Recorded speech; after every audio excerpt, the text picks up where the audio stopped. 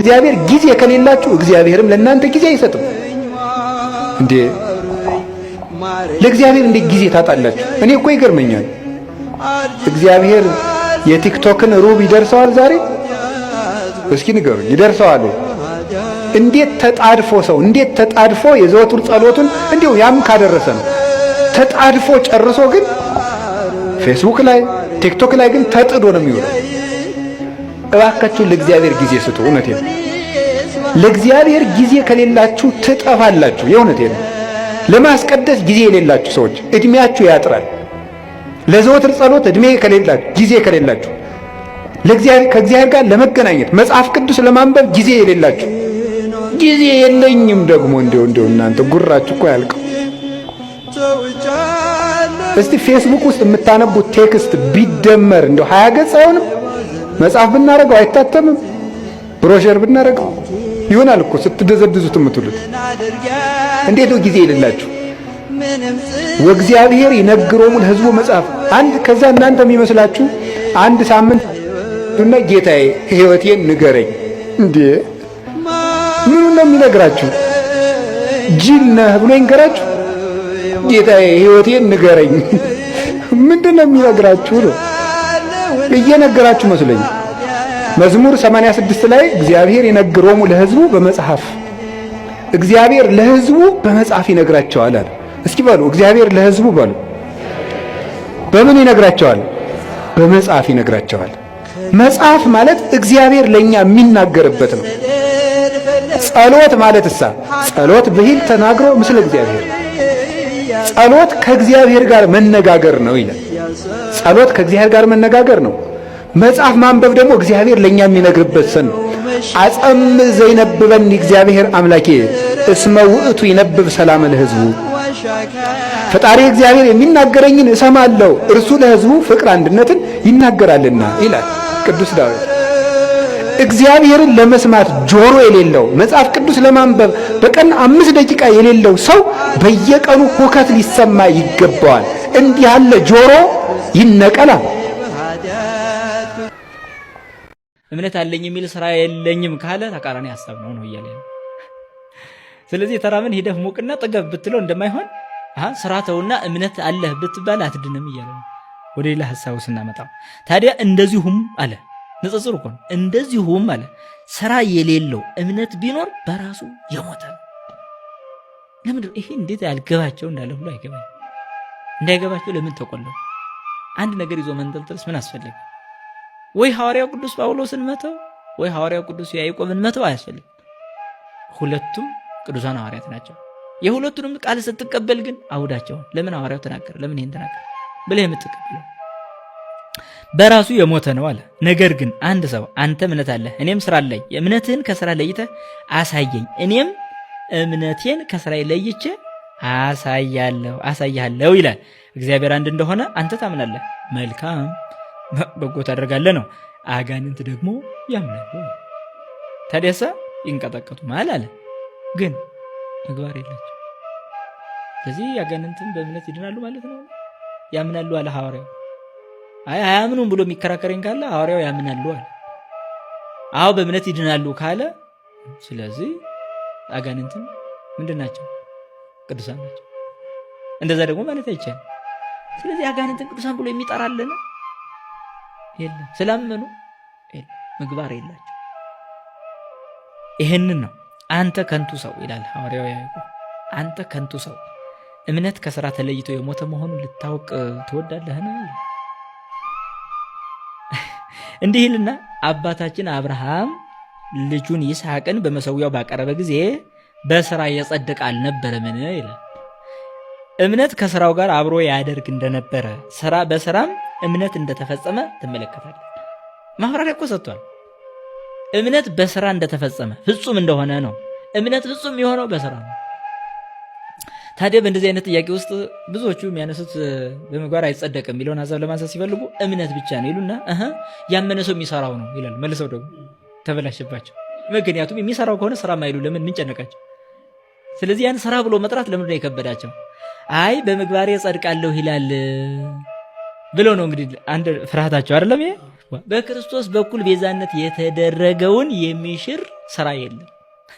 ታዲያስ የመዳን በር ስለከፈተልን ያቺ የተከፈተችልን በር ይዘን ነው የመዳን መንገዳችን እኛ እየተጣበቅን ያለ ነው እንጂ የእሱን የመዳን በር ዘግተን እሱ አላዳነኝም ራሴ በልፋቴ ድናለሁ ብሎ የሚመካ ሰው አለን? ይሄማ የለም። ማን አለ? እስኪ የተመካ አንድ ጻድቅ ይምጣ። የለም።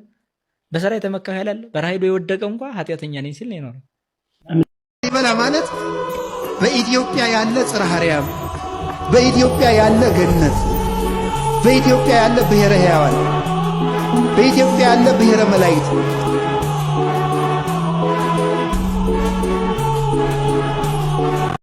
አሁን ላይ ያለን ወጣቶች በጣም ማለት የሚያስፈልጉን በጣም በርካታ ነገሮች ሊኖሩ ይችላሉ። ግን ከሁሉም ግን ግንባር ቀደም የመጀመሪያው የሚያስፈልገን ምን ይመስላችኋል? አሁን ለእኛ በጣም አሁን ላሉ ሰዎች አሁን ላሉ ወጣቶች የሚያስፈልጋቸው በዋናነት ብዙ የሚያስፈልጋቸው ነገሮች ሊኖሩ ይችላሉ። ስጋዊም ነገር ጭምር ማለት ነው። ስራው ምኑ እና የመሳሰሉ ነገሮች ሊያስፈልጋቸው ይችላል። ሊያስፈልገን ይችላል።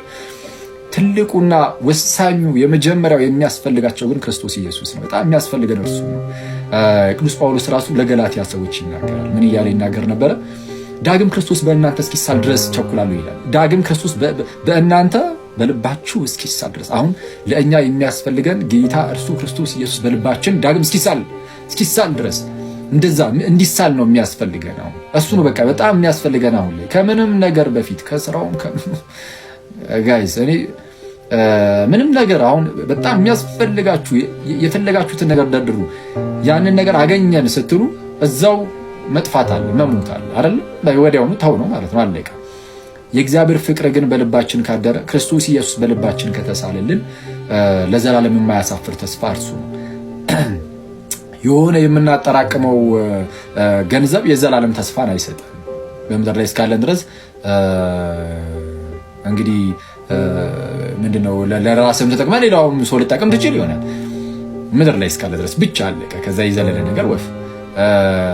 ለዘላለም ግን የሚሆን ተስፋ ጌታችን ኢየሱስ ብቻ ነው።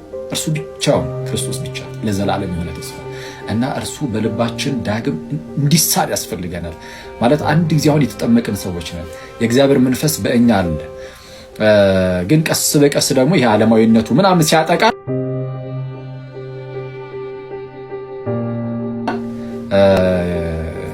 ክርስቶስን ከህይወታችን ውስጥ ቀስ በቀስ ነው እያጣ ነው ማለት ማየት እየተሳነን የምንሄደው ክርስቶስን በህይወታችን ውስጥ ማለት ነው። እና እሱ በጣም መመለስ አለበት በሁላችንም ማለት ነው። በእኔም በእናንተም በጣም ክርስቶስ በጣም ያስፈልገናል ማለት አንደበታችን ላይ ብቻ አይደለም መሆን ያለበት የምርም ልባችን ላይ ማለት ነው። የሆነ እንደው ጌታ ሆይ ምናምን ብቻ እንደዚህ የእሱ ጉዳይ አይደለም። የእሱ ጉዳይ ይመስላችኋል? ዝም ብለህ ጌታ ሆይ ስላለን እንደዛ ይሆናል? አይሆንም እኮ። የምርም ግን የሆነ ልባችን ላይ ከአንደበታችን የሚወጣው ያ ስም ከአንደበታችን የሚወጣው የጌታችን ኢየሱስ ስም ከልባችን ሊሆን ይገባዋል። ስለዛ ልባችን ላይ ክርስቶስ ያስፈልገናል።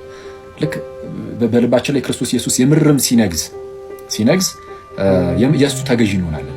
በቃ ኮምፕሊትሊ የክርስቶስ ኢየሱስ ተገዢዎች እንሆናለን። እና የክርስቶስ የሆኑ ደግሞ ዓለምን ከነመሻቱ ሰቀሉ እንደተባለ ኃጢአት በቀላሉ የማይበረታባቸው ዓለማዊነት በቀላሉ የማይይዛቸው ምናምን እየሆኑ ይሄዳሉ። በአንድ የሚኮን ነገር አይደለም፣ ግን ቀስ በቀስ ግን እንደዛ መሆን ይቻላል። ከክርስቶስ ጋር ባለን በምናሳልፈው ጊዜ ምናምን እንደዛ ማለት ነው። እና ክርስቶስን መውደድ የግድ ነው።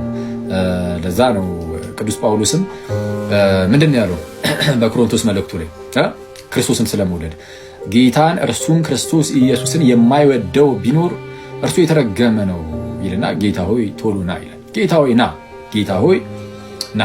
ጌታን እርሱም ክርስቶስ ኢየሱስን የማይወድ ቢኖር ግን አሁን ክርስቶስ ይወድሃል አይደል? ጌታ ይወድሃል፣ ክርስቶስ ይወድሃል፣ ኢየሱስ ይወድሃል ይባላል አይደል? ትክክል ነው። ጌታችን ኢየሱስ ይወደናል እና ፍቅሩን በጣም በሚያስደንቅ ደረጃ ሳይቶናል። ግን አንተስ ትወደዋለህ ወይ ነው? አሁን ክርስቶስ ስለወደደ ብቻ አይደለም። በዚህ ክርስቶስ ስለወደደ የመዳን መንገድን እርሱ በቃ ስለወደደ ብቻ አንተ ስለወደድከው ሳይሆን እርሱ ስለወደደ የመዳን መንገድን ከፍቶልሃል። አንተ ደግሞ ክርስቶስ ኢየሱስን ወደው ደግሞ ልትከተለው ይገባል። ባትወደው ግን ትጠፋ ዘንድ አለ። ክርስቶስን ባትወደው ትጠፋለህ፣ እንጠፋለን። ጌታን እርሱም ክርስቶስ ኢየሱስን የማይወድ ቢኖር የተረገመ ይሁን ያለው ለዛ። ስለዛ ክርስቶስን ልንወደው ይገባል። የምርም ከልባችን ልንወደው ይገባል። ስንወደው ይገለጣል በህይወታችን። እንዴት ነው የሚገለጠው? ዝም ብሎ የከንፈር መውደድ ሲሆንና ከልብም ክርስቶስ ኢየሱስን የተወሰነም ቢሆን የለም እየወደድ ነው ስንመጣ ልዩነቱ ምንድነው? የከንፈር ዝም ብሎ ጌታ ጌታ ጌታ ጌታ እያለ ብቻ ይቀጥላል። የምርም ከልብ ሲሆን ደግሞ ከልብ ክርስቶስ ኢየሱስን እንደው የተወሰነ ቢሆን እየወደድ ነው ስንመጣ ምን ይሆን ይላል? የሚወደኝ ቢኖር ትእዛዜን ይጠብቃል አይደል? ራሳችንን ከኃጢአት እያራቀን ወደ ክርስቶስ እየተጠጋን የእርሱን ትእዛዝ እያከበርን ለመኖር የምንሞክር አይነት ሰዎች እንሆናለን። የምንሞክር ቢያንስ ትንሽ የምናፈራ እንደው በጥቂቱ ማለት ነው።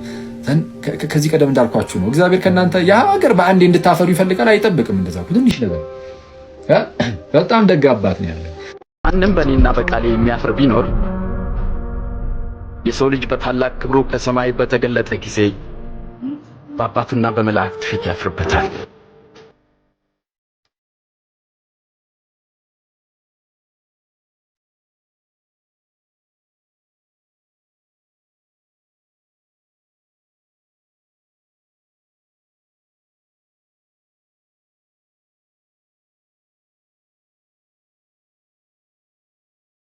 እግዚአብሔር የሚያዘገየን በአንዴው አሰናብቶን ሰላም ሰጥቶን በአንዴው ጤናችንን እንዲሁ ደህና ሁኑ ብሎ ማባረር ከብዶት አይደለም።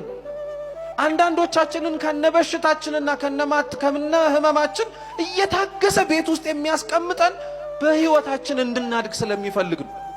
እውነት እንነጋገር ከተባለ እኮ ክርስቲያኖች ልብ ብላችሁ ራሳችንን ሁላችንም እንመርምረው። ከእግዚአብሔር የሆነ ጥያቄን መልስ ለማግኘት ብለን መተን ቤተ ክርስቲያን የቀረን ሰዎች የለን? እኛ የመጣ ነው እግዚአብሔርን ፈልገን እኮ አይደለም፣ ጥያቄ ለማቅረብ ነው። ጥያቄውን እስኪመልስልን ግን እግዚአብሔር አምላክ እዚሁ አስቀምጦናል። ይሄ ታዲያ መባረክ አይደለም እንዴ? እኛ ያልጠየቅነው ያልተማጸንነው አድርግልኝ ብለን እንኳን እኮ ያለመነው ልመና እኮ ነው። ሁላችንም ቢባል እንኳን ይሄ የሚከብድ ነገር አይደለም። አያችሁት? እግዚአብሔር ጥቂት ጊዜ አብራችሁት እንድትቆዩ እስከ ተወሰነ ጊዜ ላይ ከነህመማችን አብራን ቁጭ እንድንል የሚፈልገው ፈውሶን ሰላም ሁኑ ብሎ ማሰናበት ከብዶት አይደለም። አንዳንዶቻችን ጤናውን ባገኘን ጊዜ ላይ እግዚአብሔርን ትተነው ስለምንል እውነት ከእግዚአብሔር ጋር ብንታመም ይሻላል እግዚአብሔርን አተን ጤነኛ ከምንሆን እሱ ነበር የሚሻለው። የኔን ተስፋ መንግስት የሚቆጣጠረው ነገር እኔ ተስፋ አላደርግም። በሌሎች ሰዎች ቁጥጥር ውስጥ ያለው ነገር ተስፋ አላደርግም። ስለዚህ በማንም ቁጥጥር ውስጥ የሌለው ፈጣሪ ነው። ፈጣሪ ሌሎቹ በቁጥጥሩ ስር ናቸው እንጂ ሌሎቹ በቁጥጥር ስር አያደርጉት። ትክክለኛውን ተስፋ ቢያደርጉ ሰዎች በነገራችን ላይ ያ መውጫ ይሰጣቸዋል፣ ብርሃን ያሳያቸዋል። በዚህ ያላሸነፉ ሰዎች ጎይታይ በጃኻን ጸሎተ ይትመልከቶ ምስባርያኻ